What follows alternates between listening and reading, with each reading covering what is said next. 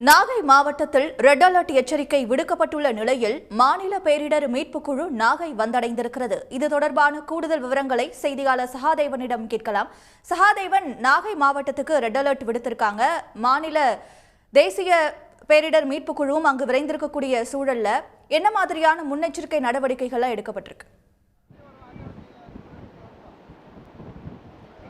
டிட்வா புயல் எச்சரிக்கை தொடர்பாக நாகப்பட்டினம் மாவட்டத்தில் மாவட்ட நிர்வாகத்தின் சார்பாகவும் சரி, தமிழ்நாடு அரசின் சார்பாகவும் சரி, பல்வேறு முன்னெச்சரிக்கை நடவடிக்கைகள் எடுக்கப்பட்டிருந்தாலும் அந்த புயல் கரையை கடக்க தொடங்கிய நிலையில் காற்று அதிகமாக வீசும் என்று இந்திய வானிலை ஆய்வு மையம் அறிவித்தாலும் தற்போது அந்த புயல் நடுக்கடலில் இலங்கைக்கு அருகே மையம் கொண்டிருப்பதாக வானிலை ஆய்வு மையம் தெரிவித்திருந்தது.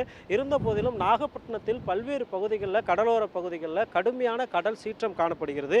குறிப்பாக சூறைக்காற்று, அதாவது தரைக்காற்று என்று சொல்லக்கூடிய சூறைக்காற்றானது கடுமையாக வீசுவதால் அந்த கடற்கரை மணல் புழுதி அடித்து வேகமாக பறக்கக்கூடியதை நம்மால் பார்க்க முடிகிறது.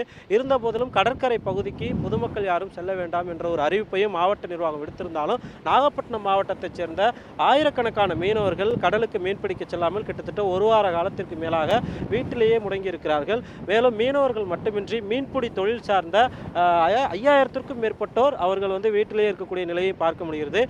தற்போது நாகப்பட்டினம் கலங்கரை விளக்க கடற்கரையில் நாம் இருக்கிறோம். இந்த பகுதியில் முழுவதுமாக வழக்கத்திற்கு மாறாக அந்த கடல் அலையினுடைய வேகமும் சரி, கடல் கொந்தளிப்பின் வேகமும் சரி அதிகமாக இருப்பதை பார்க்க முடிகிறது. இங்கே இருக்கக்கூடிய மீனவர்கள்ட்ட பேசலாம். நீங்கள் எந்த பகுதி, இது போல காற்று வீசி இருக்குதா? மீனவர்களாக இருக்கிறீங்க, நீங்கள் எந்த மாதிரியான முன்னேற்பாடு பணிகள்லாம் செஞ்சுருக்கிறீங்க? ஏற்பாடு செஞ்சுருக்காங்க நிர்வாகம். போட்டு இப்போ எடுத்து 15 நாள் கவர்மெண்ட் பிசரிச்சு சார்பில் மறைச்சிருக்காங்க ஊரை. பொதுவாக மறைச்சி இப்போ போட்டு போகாமல், கடலில் போகாமல் வீட்டில் தான் இருக்கேன். எல்லாம் ரொம்ப தொழில் துறை போகாமல் ரொம்ப கஷ்டமாக இருக்குது. கடல் வேகனாக்கா 50 கிலோமீட்டர் வேக போட்டிருக்காங்க. யாரும் கடலுக்கு போகலை சார். மீனவர்கள் மட்டும் இல்லாமல் நிறைய பொதுமக்களும் இருக்கிறத பார்க்க முடியுது. கடற்கரைக்கெல்லாம் போகக்கூடாதுன்னு அறிவிப்பெல்லாம் இங்கே அரசாங்கம் கொடுத்துருக்குறாங்க. காற்றினுடைய வேகம் இருக்கிறதுனால. மீறி இங்கே வந்திருக்கீங்க, எதுக்காக வந்திருக்கீங்க? நாங்கள் இந்த ஊர் மக்களுங்கிறப்போ காற்றோட வேகம் எப்படி இருக்குது, கடலை பார்க்க ஆசையாக தான் இருக்கும். ஆனால் ஆளை தூக்கிக்கிட்டு ஆஸ்திரேலியா போய்டும் இருக்குது. பயங்கரமாக காலையில் நேற்று ராத்திரி மழை கிடையாது, ஆனால் காற்று பயங்கரமாக இருக்குது, கடல் சீட்டலமாக இருக்குது. நாங்கள் வேடிக்கை பார்க்குறதா வந்திருக்கோம். எங்களுடைய இயல்பு வாழ்க்கை பாதிச்சிருக்குதான். நான் கஜா புயலாலே ஏகப்பட்டது பாதிக்கப்பட்டோம். எங்களுக்கு இன்றைக்கி இளைஞர்கள் மட்டக்களப்பு மழையை பார்க்குறப்ப எங்களுக்கு வேதனையாக இருக்குது. அந்த மாதிரி எங்கே கரையை கிடக்க போகுது, என்ன நடக்க போகுதுன்னு நாங்கள் பயத்தில் தான் இருக்கோம். ஆனால் நீங்கள் எந்த பகுதி, படகெல்லாம் பாதுகாப்பாக நிறுத்திருக்கீங்களா? உங்களுடைய அடுத்த கட்ட பணிகள்லாம் எப்படி இருக்குது? இல்லை, படகுலாம் பாதுகாப்பாக தான் நிறுத்தி வச்சுருக்கோம். ஆனால் வெள்ளப்பெருக்கு அதிகமாக வர்றதுனால உங்களுக்கு படகை இன்னும் கொஞ்சம் தூரம் நகர்த்தி வைக்க வேண்டிய கட்டாயத்தில் இருக்கும். அதுவும் இல்லாமல் முகத்துவார பகுதியில் உங்களுக்கு கடல் ரொம்ப சீற்றம் அதிகமாக இருக்கிறதுனால இன்னும் கடலில் ஏதோ போட்டு எல்லாம் இருக்குதுன்னு சொல்கிறாங்க. அந்த போட்டுக்கு கரைக்கு வரும்போது ரொம்ப சிரமமாக தான் இருக்கும்னு நினைக்கிறேன். எப்படி கரை சேருவாங்கன்னு தெரியல. ஆனால் போட்லாம் இங்கே கரையில் நிறுத்தி வச்சுருக்கிற போட்டுங்கிறது இன்னும் நாங்கள் நகர்த்தி கொண்டு போய் வீட்டு ஓரத்தில் கொண்டு போய் வைக்கிற மாதிரி தான் ஒரு சூழல் ஒன்று இருக்குது.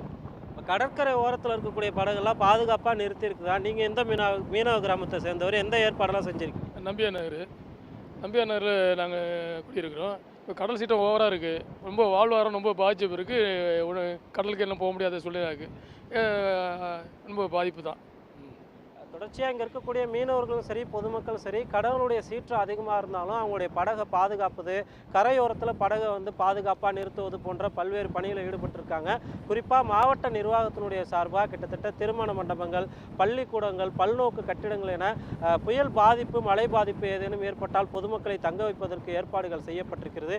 அதே போல் 1077, அதாவது 04365 என்ற கோடு நம்பரை அடித்து 1077 என்ற எண்ணை அவசர உதவிக்கு பயன்படுத்தி கொள்ளலாம் என நாகப்பட்டினம் மாவட்ட ஆட்சியர் அறிவித்திருக்கிறார். தீயணைப்பு துறையாக இருந்தாலும் சரி, பொது சுகாதாரத்துறையாக இருந்தாலும் சரி, மாவட்ட காவல்துறை என அனைத்து துறைகளும் தயார் நிலையில் இருப்பதாகவும், அரசு அதிகாரிகள் 24 மணி நேரமும் விழிப்பாக இருக்க வேண்டும் எனவும், விடுப்பு எடுக்கக்கூடாது எனவும் போன்ற பல்வேறு உத்தரவுகளை மாவட்ட நிர்வாகம் விடுத்திருக்கிறது. உடனுக்குடன் செய்திகளை தெரிந்து கொள்ள சன் நியூஸ் பெல் ஐகானை கிளிக் பண்ணுங்க.